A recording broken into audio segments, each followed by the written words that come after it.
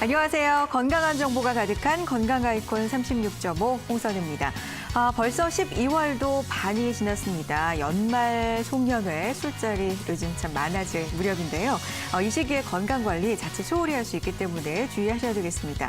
특히 허리 디스크 환자, 척추 질환 환자도 연말 술자리 주의 대상이라고 하는데요. 알코올은 디스크에 혈액이 공급되는 것을 방해한다고 합니다. 그래서 디스크 환자분들, 척추 건강이 별로 좋지 않은 분들은 이 알코올 섭취하실 때도 굉장히 주의하셔야 될 것 같습니다.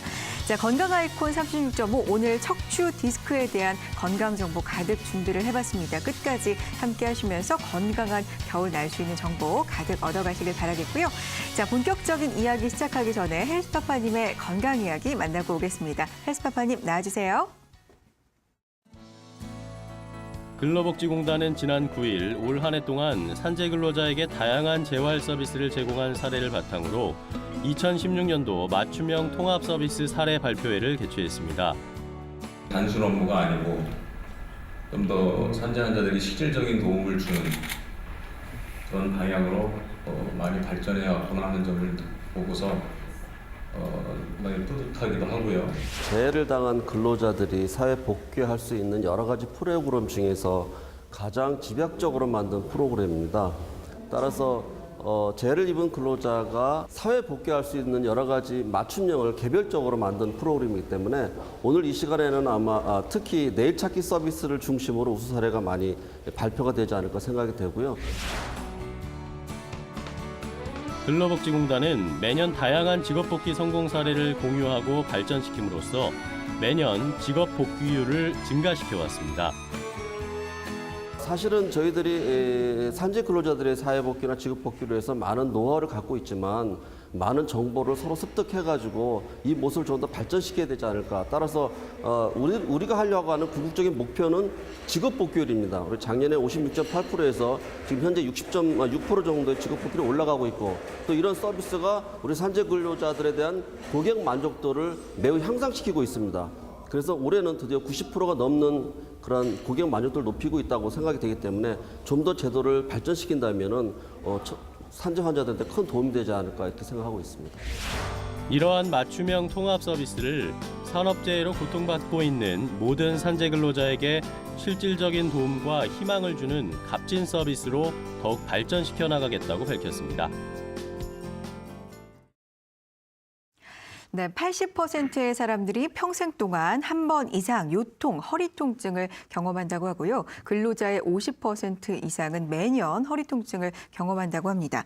그만큼 정말 많은 분들이 허리 통증으로 고생하고 계신다는 이야기인데요. 조사 결과 하나를 소개를 좀 해드리죠. 건강보험심사평가원이 지난 2010년부터 2014년까지 조사를 해봤는데 허리 디스크 진단 환자 수가 이 기간 동안에 한 4년 되는 기간 동안에만 약 35만 명이 증가를 했습니다. 정말 빠른 속도로 늘고 있다는 걸 알 수가 있는데요. 왜 이렇게 허리 디스크 환자가 늘고 있으며 치료법은 무엇인지 예방법까지 오늘 함께할 예정이니까요. 방송 끝까지 함께해 주시면서 건강한 정보 얻어가셨으면 좋겠습니다. 자, 저희 생방송으로 진행되는 동안에 전화와 문자 통해서 참여하실 수 있습니다. 저희가 자세한 상담 도와드리고 있는데요. 자, 전화는 서울전화 02-318-6575, 318-6575번 전화 주시고요. 문자 참여 가능합니다. 우물정 누르시고요. 3772번으로 보내주세요. 여러분의 상황에 맞는, 증상에 맞는 정확한 진단과 상담 해드리도록 하겠습니다. 자, 오늘 도움 말씀 주실 분 소개해드리죠. 디스크 치료의 전문의 모셨습니다. 김남우 부장님과 함께합니다. 안녕하세요. 안녕하세요. 네, 반갑습니다, 선생님. 자, 요즘에 디스크 환자가 뭐 거의 연령대가 없는 것 같습니다. 젊은 환자부터 나이가 드신 분들까지 허리 통증 굉장히 많이 호소를 하시는데 디스크가 생기는 원인이 어디에 있을까요? 그 젊은 사람들에서 생기는 그 디스크는 나이 드신 분들하고 좀 다르게요. 척추의 퇴행성 변화라기보다는 일단은 잘못된 자세와 그리고 운동 부족 이러한 것들이 조금 더 원인이 되고요. 그리고 네. 과도한 입시 스트레스로 인해서 학교나 학원에서 네. 장시간 오래 앉아 있는 습관, 그 자세에서 잘못된 부분이 있어서 디스크가 유발될 수 있다고 생각합니다. 예. 그렇군요. 그러니까 무조건 노화나 퇴행성이 아니라 요즘에는 젊은 분들도 허리 디스크를 앓을 수 있는 요인들이 굉장히 많이 있는 것 같습니다. 뭐 환경적으로도 그렇고 스트레스 부분에서도 그렇고요. 자, 허리가 아프다 그러면 무조건 나 디스크인가 보다라고 생각하시는 분들이 참 많은 것 같은데 그래서 디스크가 무엇인지부터 좀 짚고 가겠습니다. 확실한 정의를 좀 알려주시면 이해가 쉬울 것 같아요. 네, 저희 그림 먼저 보시면 네. 지금 척추뼈가 보통 평균적으로 30개 정도 있습니다. 그 네. 뼈와 뼈 사이는 그 사이에 완충 역할, 충격 흡수를 담당하고 있는 연골 조직이 있습니다. 네. 이 연골 조직은 겉부분은 딱딱한 섬유륜으로 되어 있지만 속에는 말랑말랑한 젤리 같은 그러한 수액이 들어 있어요. 네. 그 이중 구조로 되어 있는데 이게 어떤 큰 충격이 가해지거나 아니면 미세한 잔 충격이 반복적으로 가해질 때 네. 그 섬유륜의 균열이 오므로 인해서 수액이 바깥으로 밀려 나오게 되는데요. 이걸 우리는 디스크라고 이제 통칭하고 있습니다. 네. 그렇군요. 디스크 환자들을 보면요. 허리 디스크인데 허리가 아프다. 물론 이런 것도 있겠지만 그것보다는 다리가 좀 저려요. 다리가 좀 당기고 찌릿찌릿해요. 뭐 이런 증상 호소하시는 분들 굉장히 많거든요. 네. 허리 디스크인데 왜 팔이나 다리 쪽에 증상이 생기는 걸까요? 네, 그 초기의 디스크는 대부분 그 해당 부위에서 통증을 느끼는 경우가 많지만 네. 그 이제 디스크가 이제 돌출이 되면 네. 그 신경을 누르게 됩니다. 이 지금 그림을 같이 보시면 네. 우리 몸에 막 지도처럼 줄을 많이 그어놨는데 각 척추신경은 해당 고유의 피부 분절을 감각이라든지 운동을 담당하는 고유의 권한이 있습니다. 네. 마치 국회의원들이 자기 지역구가 있듯이 자기 해당 신경 담당 구역이 있는데 네. 그 디스크가 좀 더 진행돼서 신경의 압박이 심해지면 그 해당 구역의 피부 분절 쪽으로 통증이 나타나게 되는 그런 현상이 나타납니다. 네. 그렇군요. 지금 그림을 보면서 뭐 국회의원 지역구에 비해 설명해 주시니까 더 쉽게 이해가 되는데요. 증상들이 다양하다 말씀드렸습니다. 뭐 어떤 분은 엉덩이부터 발끝까지 찌릿찌릿하다, 뭐 저리다 이런 증상 호소하시는 분들도 있고요. 굉장히 다양한데 깜짝 놀라게 통증이 발생했다, 뭐 이런 경우도 있는데 원인을 좀 정리를 해주셨으면 증상을 좀 정리를 해주셨으면 좋겠고요. 원인에 따라서 증상들도 다 그렇게 달라지는지도 궁금하고요. 어떤가요?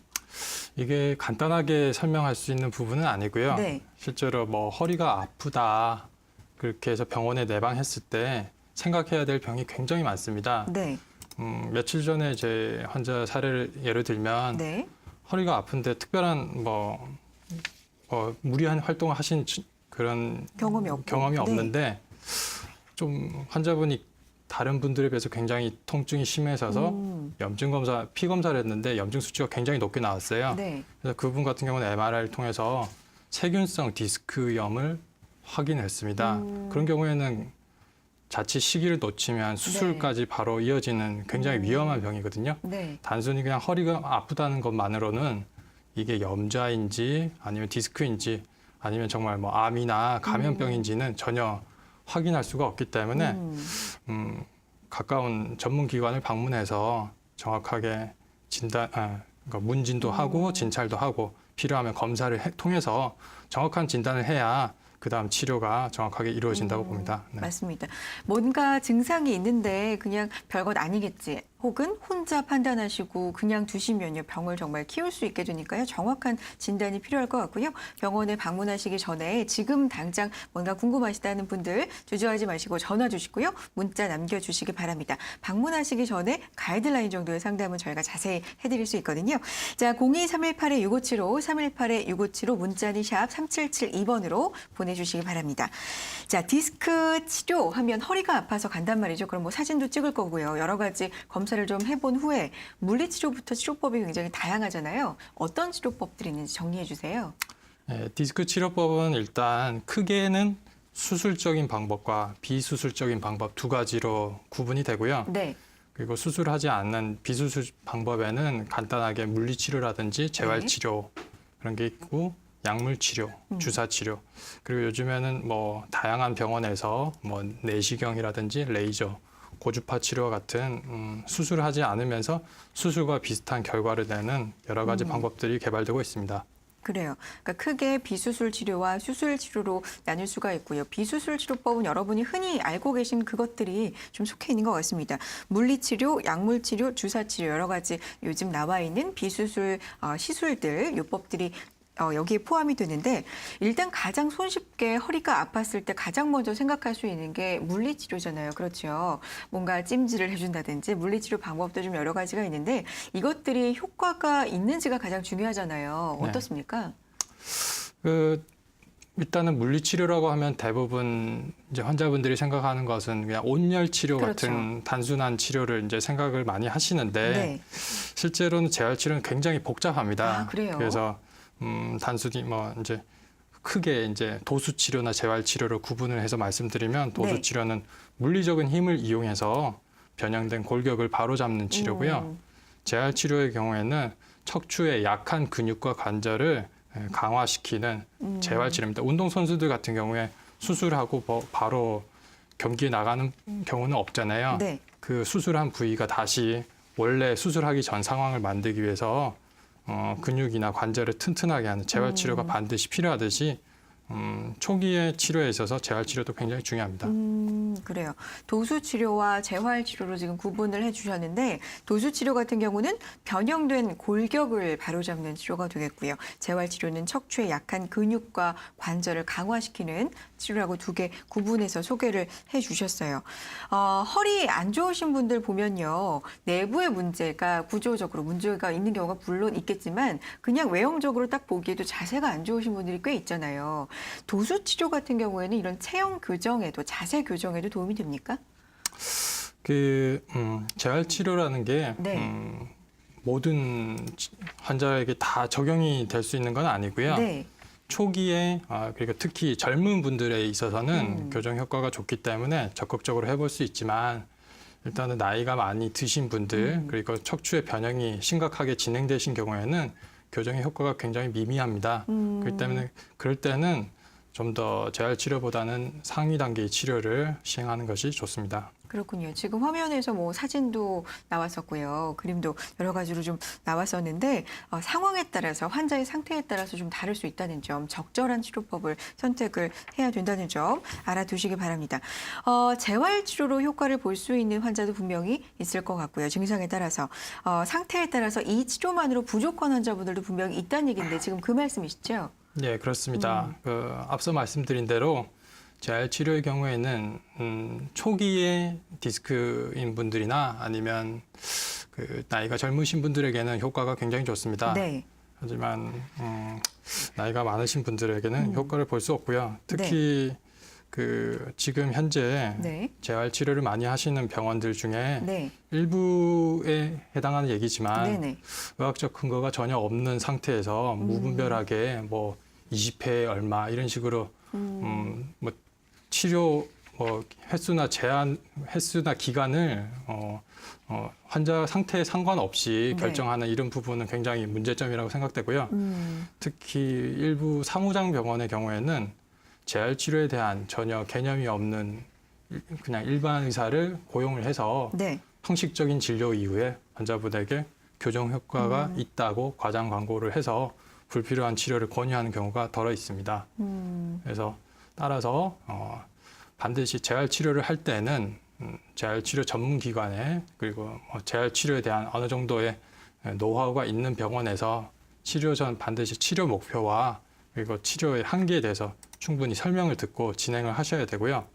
특히 재활 치료는 시간이 많이 들고 네. 그리고 경제적으로 어느 정도 좀 부담이 되는 치료이기 때문에 단기간에 확실한 효과를 볼 수 없는 경우도 있기 때문에 네네. 과장 광고에 속지 않도록 조심하셔야 됩니다. 그러니까 재활 치료라는 게 효과가 있을 수 있는 환자가 있고 재활 치료가 좀 부적합한 환자가 있는데 일부 병원이긴 하지만 좀 상업적으로 무분별하게 권하는 경우도 있고 하기 때문에 좀 선택을 올바르게 하셔야 될 것 같다는 생각이 들고요. 그 점을 위점으로 좀 짚어주셨습니다. 처음 증상이 미미하거나 초기 환자들의 경우에는 재활 치료로 좀 도움을 받아보는 경우도 분명히 있을 것 같긴 한데 이게 디스크 약으로 처방을 해주는 경우도 있잖아요. 약물의 경우에는 어떻습니까? 도움이 좀 많이 될까요? 종류는 또 어떻게 되고요?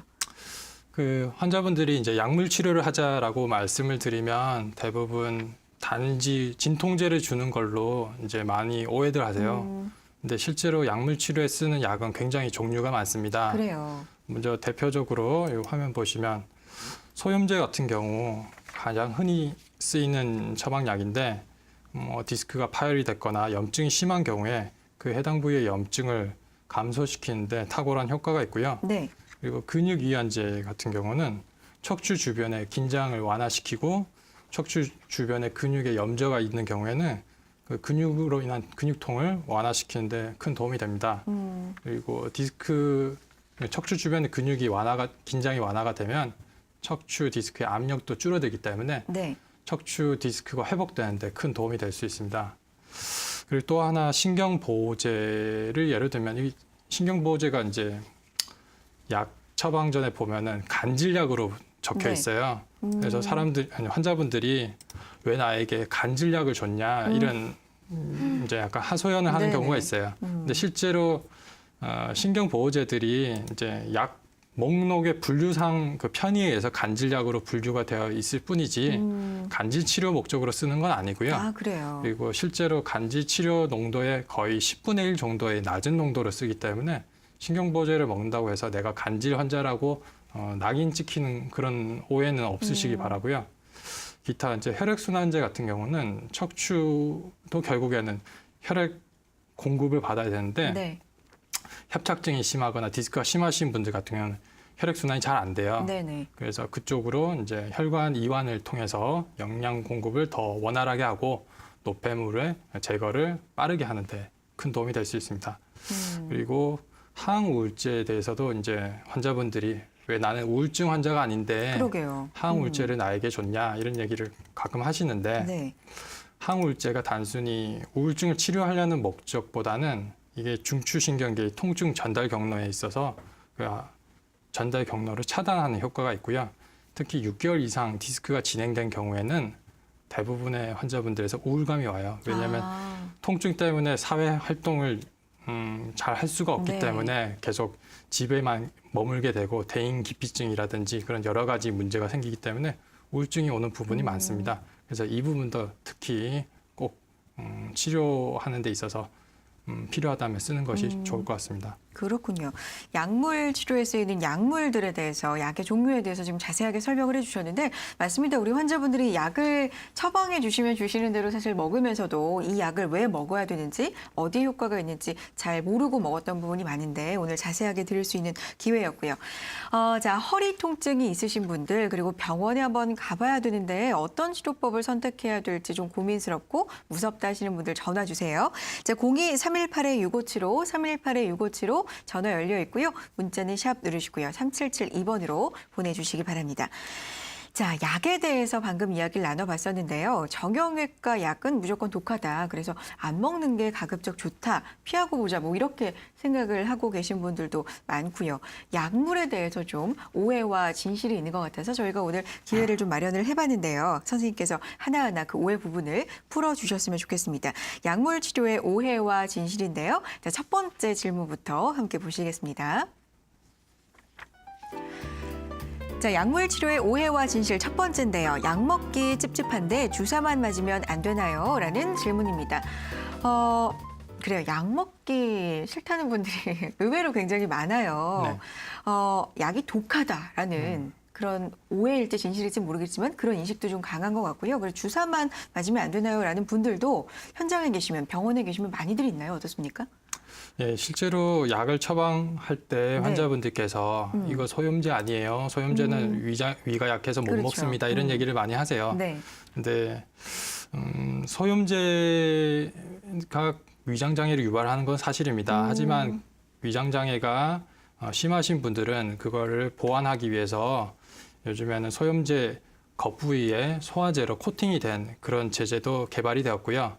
그리고 소염제 아니더라도 그것을 대체할 수 있는 약들은 굉장히 많이 개발되어 있기 때문에 단순히 약 때문에 내 위장이 망가질 거라는 그러한 우려는 기우에 불과하다 그렇게 말씀드리고 싶고요.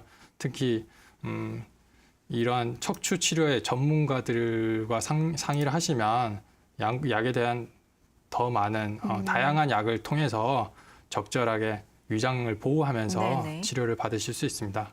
그래요. 그러니까 소염제가 위 장애에 좀 연관이 있는 건 사실이지만 위에 부담을 안 주면서 치료할 수 있는 다른 약의 종류가 많기 때문에 무조건 복용 안 한다가 답이 아니라 상담을 자세하게 받아보시는 게 좋을 것 같습니다. 자, 계속해서 약물에 대해서, 약물 치료에 대해서 어떤 오해와 진실이 있는지 두 번째 질문 보겠습니다. 약물 치료의 오해와 진실 두 번째입니다. 약을 오래 먹으면 중독된다라는 게 있는데요. 약을 오래 먹으면 중독이 될까요? 안 될까요? 사실 같은 약을 오래 먹으면 좀 중독이 되는 것도 사실일 것 같기도 하고요. OX판을 지금 들고 계시는데 OX로 한번 표시해 봐주세요. 어떠세요? X. 네, 그러니까 제 중독이 안 대답은 된다. 네, X입니다. 네, 제가 좀 이유는요? 부정적인데요. 그 약은 종류가 굉장히 많고요. 특히 이제 의존성이 생길 수 있는 약들의 경우에는 국가에서 별도로 지정이 되어 있습니다. 네. 그래서 장기 처방이 불가능하게 시스템적으로 막혀 있고, 그렇기 때문에 의사들도 그 부분에 대해서 잘 인지를 하고 있기 때문에 약을 절대로 의존성이 생길 수 있는 약을 함부로 남용하지는 않고요. 그리고 뭐 필요하다면 단기간 쓰는 정도로 진행을 하고요. 특히 이제 진통 목적으로 쓰는 마약성 진통제는 일단 환자분들 거부감이 굉장히 심하세요. 왜냐하면 네. 마약이라는 그 어감 자체가 그렇죠. 굉장히 안 좋잖아요. 부정적인 이미지가 있는 거에 반해서 마약성 진통제가 굉장히 부작용이 적습니다. 앞서 말씀드린 소염제 같은 경우는 위장 장애가 생길 수가 있고 그런 부분이 있는데, 마약성 진통제는 순수하게 통증만 완화시키는 목적이 있고요. 특히 통증 목적의 마약성 진통제는 중독 가능성이 0.047% 정도 통계로 나와 있기 때문에 네. 뭐 로또 당첨되는 확률 정도 되기 때문에 전혀 그런 걱정은 안 하셔도 되고요. 그리고 기전상, 약물 기전상 마약성 진통제는 내성이 생길 가능성이 있어요. 네. 그래서 오래 드시게 되면 아무래도 약물을 증량시켜야 될 가능성이 있긴 한데, 그것도 이제 뭐 디스크 치료의 경우에 있어서는 그렇게 오랜 기간 시간이 소요되지 않기 때문에 네. 크게 걱정 안 하셔도 됩니다. 그렇군요. 알겠습니다. 허리 디스크 치료, 약물 치료에 대해서 오해하고 있는 부분들, 진실은 무엇인지 알아보고 있습니다. 다음 질문은 뭘까요? 함께 보시죠. 약물 치료의 오해와 진실, 이번에는요. 약을 한 번 먹으면 평생 먹어야 한다라는 질문인데, 평생까지는 뭐 아니더라도 어쨌든 꽤 오랜 기간 먹어야 된다라고 생각하시는 분들 있을 것 같거든요. 어떨까요? 답은요? 그래서 뭐 환자분들마다 상황이 다르기 때문에 구체적으로 정확하게 언제까지 치료 기간이 정해져 있는 건 아니지만 네. 대체적으로 평균적으로 디스크가 회복되는데 자연 회복되는데 걸리는 시간이 평균 6개월 정도입니다. 6개월. 그래서 그 기간 정도 약물 치료를 만약에 할 수 있고요. 네. 그리고 또한 어떤 약이든 불필요하게 오래 쓰면 독이 될 수 있기 때문에 환자분의 상태에 맞춰서 정기적으로 환자와 의사 간의 대화를 통해서 약을 조정해 가면서 약을 수시로 바꿔가면서 약이 어떤 특정 약에 뭐 내성이 생긴다든지 의존성이 생기지 않게 관리하면 됩니다. 네. 약물 치료에 대해서 지금 오해하고 있는 부분들, 진실은 무엇인지 알아봤는데, 약물 치료도 필요한 경우도 있고요. 적절하게 또 사용을 해야 되는 경우도 있기 때문에 상담을 잘 받아보시고 치료를 받으시면 좋을 것 같은데, 오해가 유난히 많은 이유도 있을 것 같아요. 뭐라고 생각하세요? 아무래도 대부분의 환자분들께서는 그 이제 소염제 정도의 약한 약을 드시고 약물 치료가 효과가 없다라고 생각하시고 약물 치료를 포기하시는 경우가 굉장히 많습니다. 네. 특히 이제 의사분들의 경우에도 전문 그 지식이 없는 분들의 경우에는 약 사용하는 방법에 있어서 노하우가 좀 부족한 부분도 있고요. 그 약이라는 것이 항상 작용만 있는 것이 아니고 부작용이 있기 때문에 부작용에 대한 대처하는 능력이 떨어지게 되면 약을 쓰는데 망설여지는 것이 사실입니다. 네. 그래서 그러한 부분이 약물 치료에 있어서 여러 가지 제한점을 주는 부분이라고 생각합니다. 그렇군요. 자, 허리 디스크에 대해서 저희 알아보고 있습니다. 전화 주시고 문자 남겨주시면요. 저희가 자세한 상담 도와드리고 있으니까요. 전화 문자 통해서 상담 신청해 주시기 바랍니다. 자, 전화는 서울전화 02-3182-6575, 3182-6575번이고요. 문자는 샵 3772번으로 보내주시기 바랍니다. 자, 샵 3772번으로 들어온 문자 하나 상담을 해드리도록 할까요? 자, 0226님의 문자 보겠습니다. 345번 허리 디스크가 있는데 한눈에 봐도 다리 길이도 차이가 나고요. 골반도 삐뚤어져 있는데요. 앉거나 구부릴 때 재채기할 때마다 통증이 심하고 절뚝거리면서 걷는데 병원에서는 아픈 거부터 낫는 게 우선이라고 약물과 주사 처방만 하고 도수 치료도 권하지 않는데요. 자세부터 바로 잡아야 되는 게 아닌지 계속 약물 치료만 받는 게 맞는 건지 물어봐 오셨거든요. 어떨까요? 일단 여기 사연 주신 분 나이가 나와 있지 않기 때문에 정확한 답변이 될지 모르겠지만 다리 길이의 차이가 날 정도의 변형이라면 굉장히 심각한 변형이 온 상태입니다. 그렇기 네. 때문에 적극적으로 도수 치료를 하는 게 젊은 환자분이라면 꼭 필요한 부분이고요. 근데 지금 그 병원에서는 도수 치료를 권하지 않았다라는 내용으로 보아서는 그 상태가 나이가 너무 진행되어서 효과가 미미할 가능성이 크고요. 또 하나는 골격의 변형이 너무 심해서 그 도수 치료만으로는 회복되기 어려운 상태.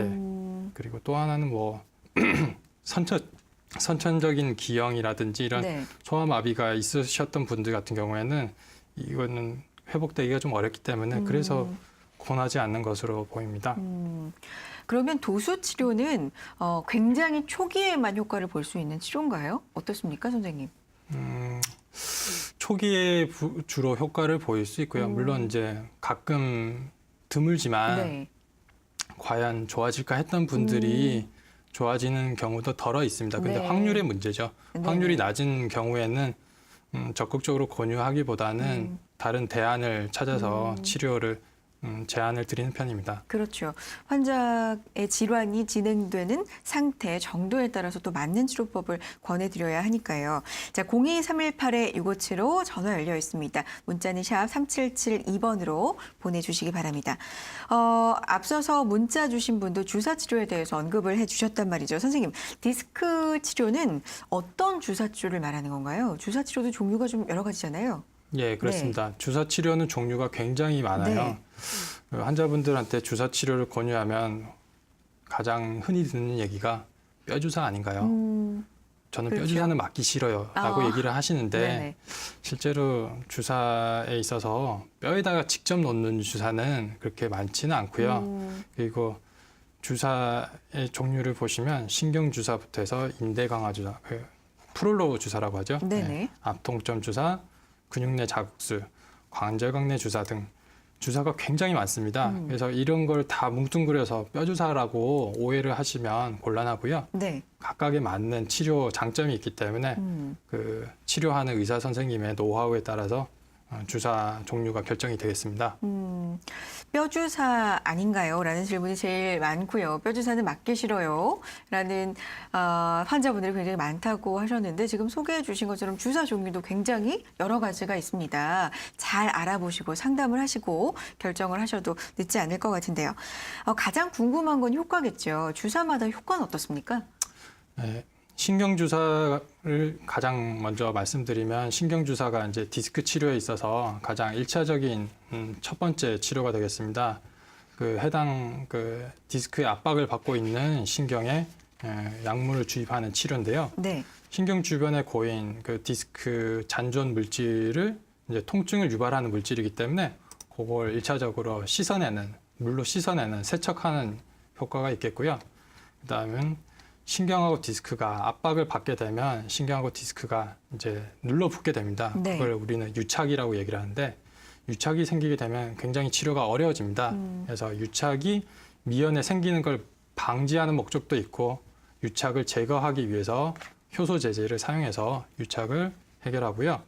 그리고 이제 아까 이제 염증이랑 부종 감소를 위해서 일종의 스테로이드 약물을 쓰긴 하는데 그 약 때문에 인해서 신경 주사가 이제 뼈 주사라는 오해를 받고 있습니다. 이 부분에 대해서는 나중에 뒤쪽에 다시 말씀드릴 거고요. 그다음에 인대 강화 주사, 이제 프롤로 주사인데요. 네. 인대 강화 주사는 지금 당장의 통증을 해결한다기보다는 그 척추의 약한 부위를 강화시킴으로 인해서 향후에 척추가 퇴행되는 속도를 지연시키고 척추의 변형을 조금 더 완화시키고 척추를 좀 더 강화시키는 그런 예방적 성격의 치료라고 보시면 되고요. 그 외에 이제 근육에다가 직접 치료하는 압통점 주사나 근육 내 자극술의 경우는 근육의 긴장된 부분을 완화시킴으로 인해서 근육 이완제와 비슷한 효과를 낼 수 있게 됩니다. 그리고 관절강내 주사는 척추 관절 부위에 약물을 주입함으로써 관절의 염증을 제거하는 그런 치료가 되겠습니다. 알겠습니다. 저희 오늘 디스크 치료 방법 자세하게 알아보고 있습니다. 평소에 궁금하셨던 점들까지도 오늘 굉장히 쉽고 기초부터 설명을 해주고 계셔서요. 주목해 주시면 좋을 것 같은데요. 자, 평소에 디스크 치료에 대해서 관심이 있으셨다, 고민이 좀 있었다 하시는 분들 전화 주시고요. 문자 남겨주세요. 02-318-6575, 318-6575 전화 열려 있고요. 문자는 샵 누르시고요. 3772번으로 보내주시기 바랍니다. 자, 시청자 한 분 전화 연결 통해서 만나보도록 하겠습니다. 여보세요? 네, 여보세요? 네, 안녕하세요. 네, 안녕하세요. 네, 어떤 점이 궁금하신지 들어볼까요? 네, 제가 한 5년 전쯤에 어깨 통증이 좀 심해가지고 수술을 받은 적이 있어요. 네, 네, 수술 후에 통증이 많이 좋아졌었는데, 네, 최근에 다시 어깨와 팔이 저리듯 아파가지고, 네, 가까운 한방병원에서 침치료를 받았거든요. 네네. 예, 침을 맞으면 좀 좋아지는 것 같기는 한데, 그래도 일시적인 것 같아서요. 그 한방병원에서도 약간 목 디스크가 의심된다고 하던데, 네네. 만약 목 디스크로 판정된다고 하면 수술 없이 통증 치료만으로도 좋아질 수 있는지 그게 궁금하거든요. 아, 목 디스크가 의심된다라는 말을 들으셨군요. 네. 네, 알겠습니다. 상담을 한번 해봐드리죠. 받아주시죠, 전화. 네. 그 지금 환자분께서 5년 전에 어깨 통증으로 수술을 받으셨는데 수술하고 수술 직후에는 당시 통증이 많이 완화가 되신 편이신가요? 네, 좀 그 통증이 아예 거의 사라졌었거든요. 지금 내용으로 보아서는 그 어깨 수술을 한 이후에 통증이 잠깐 동안이지만 어쨌든 완화가 됐기 때문에 어깨 질환의 가능성이 굉장히 높고요. 물론 이제 어깨 질환이 있는 분들 중에 목 디스크를 동반한 경우가 굉장히 많습니다. 네. 실제로 병원에서 이제 어깨 수술까지 했는데 치료가 안 돼서 뒤늦게 목 디스크로 이제 진단이 되는 경우도 많고요. 근데 일단 환자분은 어깨 수술의 효과가 좋았기 때문에 일단은 어깨 수술한 부위에 재발 가능성도 충분히 고려가 되는 상황입니다. 따라서 어깨 수술한 병원에 먼저 1차적으로 방문을 하셔서 어깨 상태가 혹시 재발하지는 않은지 확인을 하시고 그럼에도 불구하고 재발한 부분이 없다 그러시면 목 디스크의 가능성이 높기 때문에 목 쪽으로도 검사를 해보고 진찰을 받아보시는 게 좋을 것 같습니다. 네. 자, 일단 어깨 쪽의 재발 가능성을 먼저 한번 체크를 해보시고요. 목 디스크는 그 두 번째로 좀 점검을 해보시는 게 어떨지 권해주셨거든요. 네, 꼭 잘 치료 받으셨으면 좋겠습니다. 고맙습니다. 자, 이렇게 궁금하신 점 있으시면요. 전화 주시고요. 문자 남겨주세요. 02-318-6575, 318-6575번이고요. 문자는 샵 누르시고요. 3772번으로 보내주시기 바랍니다. 자, 주사 치료 방법에 대해서 자세히 알아보고 있었는데요. 환자분들을 보고 증상을 보고 검사를 쭉 해보면 이 환자 같은 경우는 주사 치료가 효과가 있겠다. 이 환자는 주사 치료로 좀 안 되겠다. 구분이 되시는 거잖아요. 그래서 치료 방법을 선택을 하시는 건데 환자 대상이 어떻게 나뉩니까? 따로 있습니까?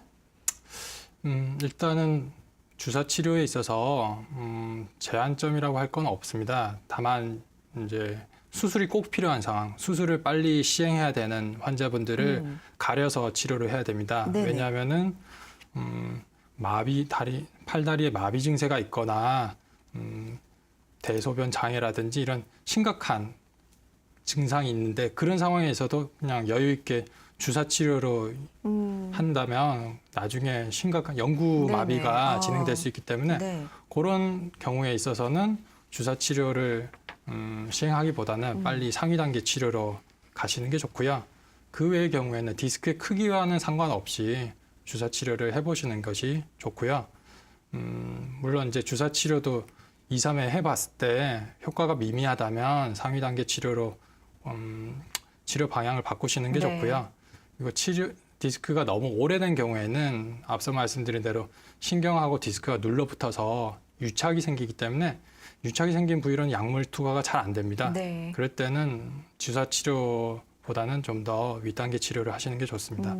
주사 치료가 적합한 경우가 있는데 주사 치료를 받으실 때도 한 두세 번 정도 받으시면서 차도가 좀 없다라고 느끼시면 좀 상담을 통해서 방법을 바꾸는 것도 고려를 해보셔야 될 것 같습니다. 주사 성분 이야기를 할 때요. 스테로이드에 대한 이야기 해주셨잖아요. 이 성분에 대해서 굉장히 민감해하시는 분들이 많아서 주사 치료를 그래서 꺼리시는 분들이 많은 거거든요. 주사를 맞아도 되는 겁니까? 이 성분, 스테로이드? 일단은 관련 학회에서도 네. 스테로이드 사용에 대해서 굉장히 보수적이고 그 가이드라인을 정할 때 환자의 안전에 있어서 위해가 가해지지 않도록 굉장히 엄격하게 치료 방향을 결정하고 있습니다. 네. 그래서 일반적으로 치료 용량을 결정할 때 뭐 용량으로 말씀드리면은 뭐 1년 허용 기준이 180mg이고 뭐 그거를 주사 횟수로 나눴을 때는 평균적으로 6회에서 10회 미만 정도가 되겠습니다. 하지만 그건 이제 일반적인 권고 기준이고요.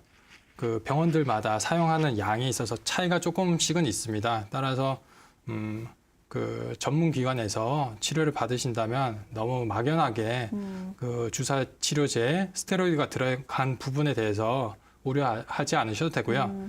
오히려 환자분들보다 의사 선생님들이 더 걱정을 많이 해요. 네, 네. 왜냐하면 잘못되면 요즘에는 다 법적인 책임을 네. 져야 되기 때문에 그런 부분은 저희가 더 많이 걱정하고 있습니다. 그렇군요. 그러니까 엄격하게 가이드라인을 통해서 관리가 되고 있기 때문에 꼭 필요하신 분들이라면 적절한 처방에 맞게 상담을 통해서 결정을 하시면 될 것 같습니다. 자, 02-318-6575 서울 전화 02-318-6575 전화 활짝 열려 있고요. 문자 보내주셔도 좋습니다. 샵 누르시고요. 3772번으로 고민과 궁금하신 점들 남겨주세요. 상담해 드리겠습니다. 자, 문자 상담 하나 확인해 볼까요? 8735님의 문자 보겠습니다. 1년 전 허리 디스크 판정을 받았고요. 신경주사 맞고 괜찮았었는데 얼마 전 갑자기 허리, 다리 통증이 심해져서 병원에 갔더니 이번에는 수술밖에는 방법이 없다고 합니다. 방학하고 수술하려고 일단 신경주사를 허리, 등에 6개 바늘을 꽂고 약물을 투입했는데 너무 아팠거든요. 5일째인 지금은 통증 물론 걷지도 못하고 있는데 아이고 신경주사가 원래 이런 건가요? 보내주셨는데요. 어떻습니까?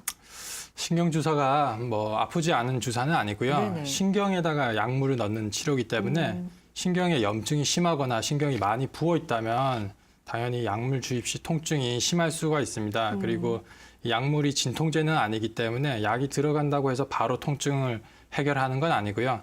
그 소염 기능이 있는 약물의 그 효과는 대개 3일에서 5일 정도 지나야 효과가 나오기 때문에 네. 뭐 한 3, 4일 정도는 통증이 지속될 수 있고 뭐 경험에 의하면 심하신 분들 같은 경우는 2주 정도도 2주간 통증이 지속되는 경우도 있습니다. 네, 그렇습니다. 그래요. 이분 보면은 수술밖에는 방법이 없다고 지금 하셨던 거 보니까 굉장히 심하신 상태인 거잖아요. 심하신 상태에서 지금 약물 치료를 받으셨단 말이죠. 이런 경우도 있습니까? 수술에 안 들어가고 약물 치료를 받으신 거잖아요. 일단은 아무리 디스크 크기가 크더라도 마비 증세가 없다면 일단은 6주 정도는 안전한 보존적인 치료를 네. 먼저 하는 것이 원칙이고요. 뭐 아무리 디스크의 크기가 크고 통증이 심하다고 해도 약물이나 주사 치료로 대부분은 좋아질 수 있고요. 네. 마비 증세가 나타난다면 그때는 좀 더 빠른 적극적인 치료를 해야 된다고 봅니다. 그렇군요.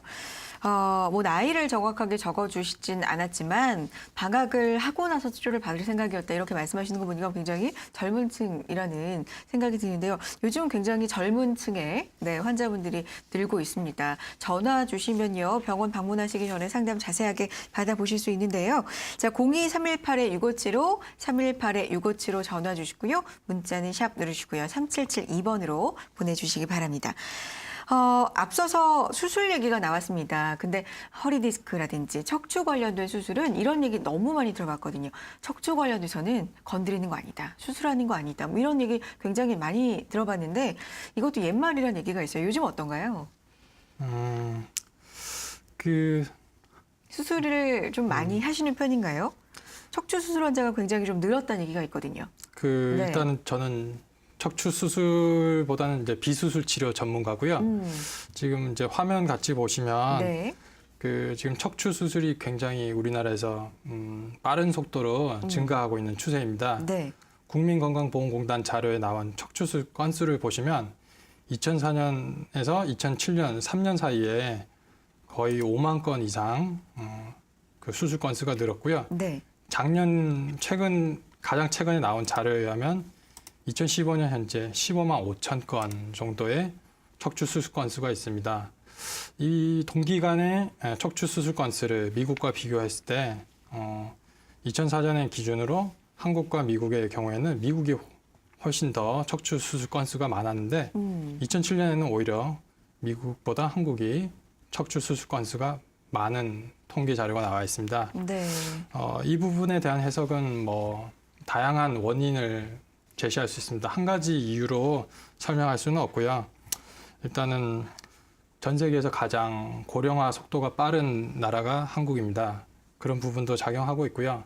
예전에는 이제 마취 기술이 발전하지 못했기 때문에 마취 기술이 이제 빈약한 상태에서는 심폐 기능이 이제 약하신 분들 같은 경우는 아무리 통증이 심해도 수술을 하기가 어려운 상황이었는데 마취 기술이 발달하면서 예전에는 어려웠던 수술이 지금 이제 쉽게 할 수 있는 부분도 있고요.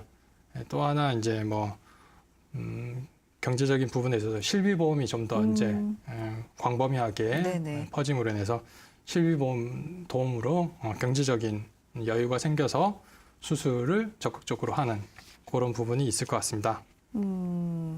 그렇군요. 알겠습니다.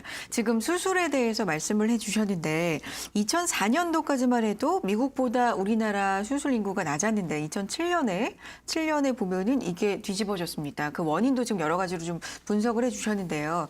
사실 수술에 대해서 디스크 같은 경우에는 완치가 없다. 계속해서 관리를 해줘야 되는 질환이다라고들 많이들 이야기를 하시고요. 저도 정말 많이 들어봤거든요.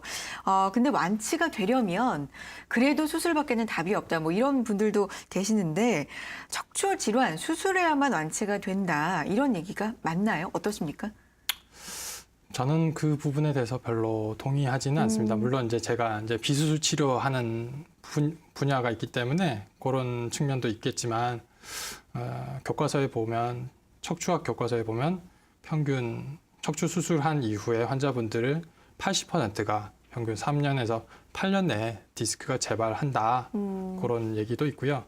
그리고 수술은 디스크를 완치시키는 치료법은 아닙니다. 다만 통증을 완화시키는 치료죠.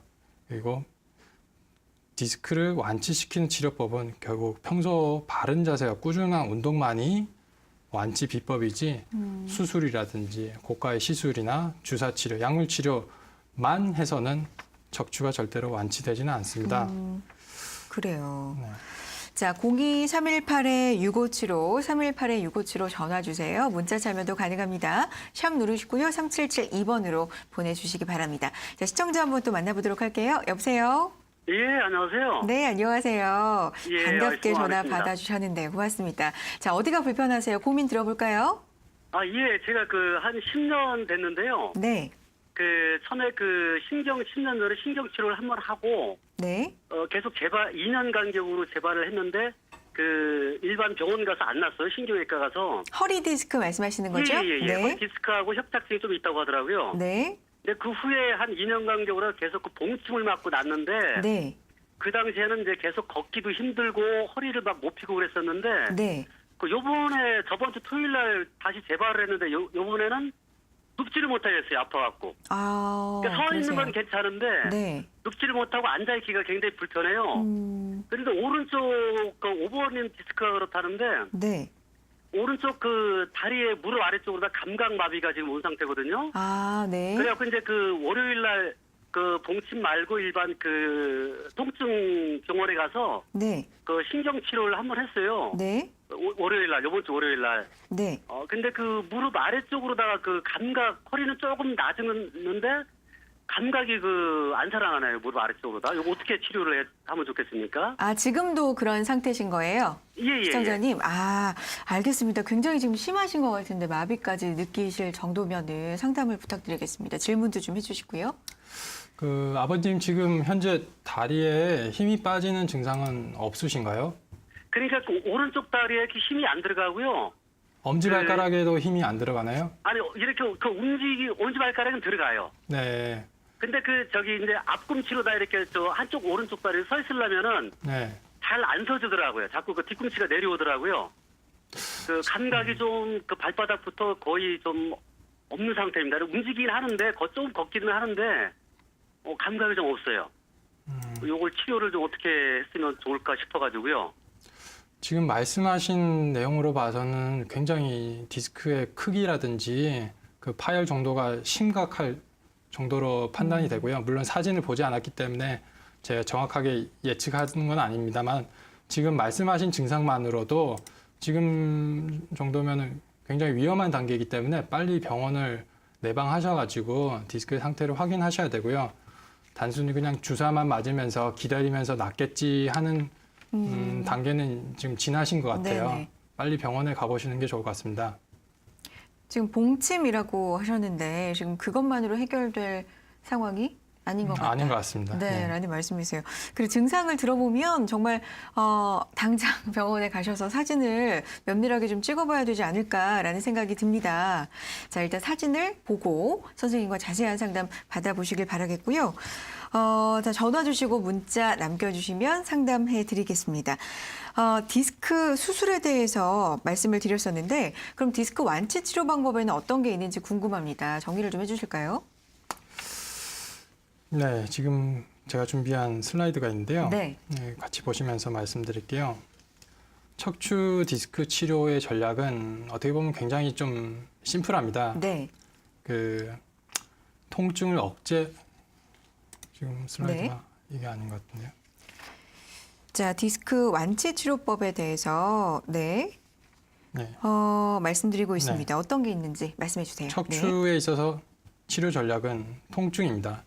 일단 아프지 않아야 운동도 할 수 있고 재활 치료도 할 수 있는데 통증을 잡기 위해서 이제 의사분들이 약이나 주사나 수술적인 방법을 쓰게 되고요. 네. 통증이 어느 정도 해결이 됐다 그러면 그 이후에는 척추를 강화하는 치료를 시행해야 됩니다. 그래서 이 두 마리 토끼를 같이 잡아야 되는데요. 그래서 이 슬라이드를 보시면 아픈 척추, 다시 말하면 디스크를 말씀드리는 거예요. 네. 디스크가 있는 상태에서 병원에 오시게 되면 일단 의료기관에서 약이나 주사, 시술, 수술 이런 적극적인 치료까지 해서 안 아픈 상태로 만들어드리면 그 이후에는 환자분의 몫입니다. 환자분이 스스로 운동을 할 수 있는 상태시라면 적극적으로 운동을 하셔야 되고요. 만약에 혼자 힘으로는 운동하기 힘들다. 그리고 운동 방법에 대해서 잘 모른다. 그럴 때는 병원에 오셔가지고 재활치료사의 보조의 도움을 받아서 재활치료를 하시면 되고요.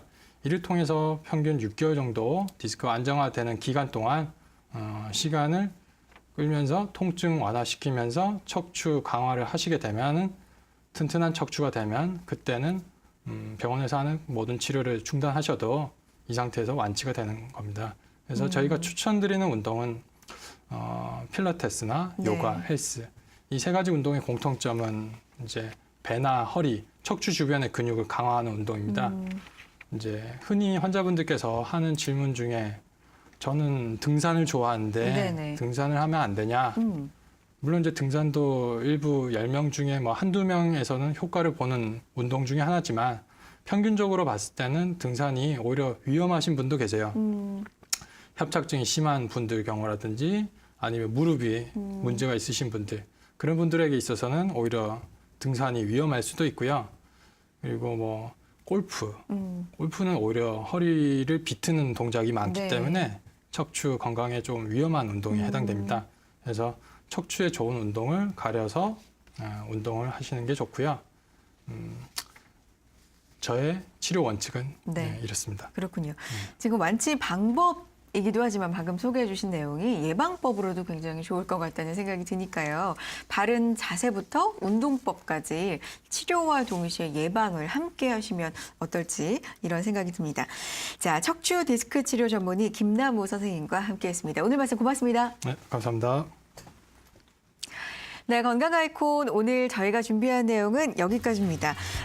어제부터 갑자기 강추위가 또 몰려왔는데요. 이제 2월까지 굉장히 추울 일만 남은 것 같습니다. 독감도 유행이라고 하니까요. 건강관리 특히나 유의하시고요.